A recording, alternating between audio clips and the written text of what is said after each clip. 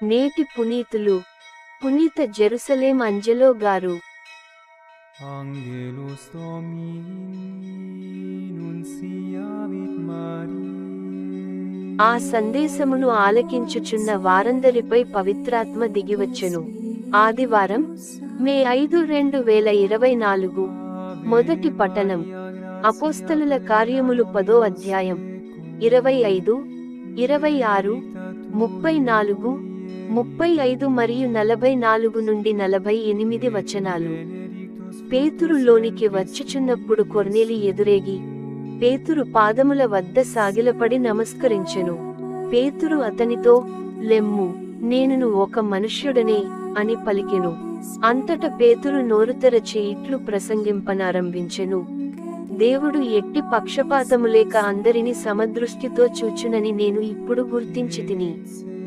దేవునికి భయపడుచు సత్ప్రవర్తన కలవాడు ఏ జాతివాడైనను దేవునికి అంగీకారయోగ్యుడే.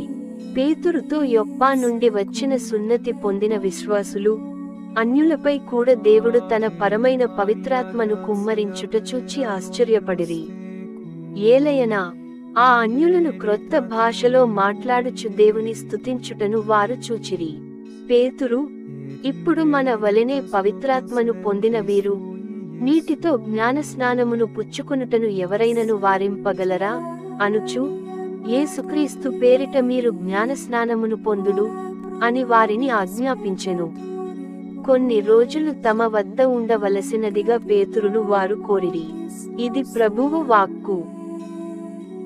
దేవుడు ప్రేమస్వరూపి. రెండవ పఠనం పునీత యోహాను వ్రాసిన మొదటి లేఖ 4వ అధ్యాయం 7 నుండి 10 వచనాలు. ప్రియ మిత్రులారా, ప్రేమ దేవుని నుండి పుట్టినది కనుక మనము పరస్పరము ప్రేమింతుము. ప్రేమించువాడు దేవుని మూలముగా జన్మించినవాడు, అతడు దేవుని ఎరిగినవాడగును. దేవుడు ప్రేమ స్వరూపుడు కనుక ప్రేమింపనివాడు దేవుని ఎరుగని వాడే. ఆయన ద్వారా మనము జీవమును పొందగలుగుటకు దేవుడు తన ఒకే ఒక కుమారుని ఈ లోకమునకు పంపెను.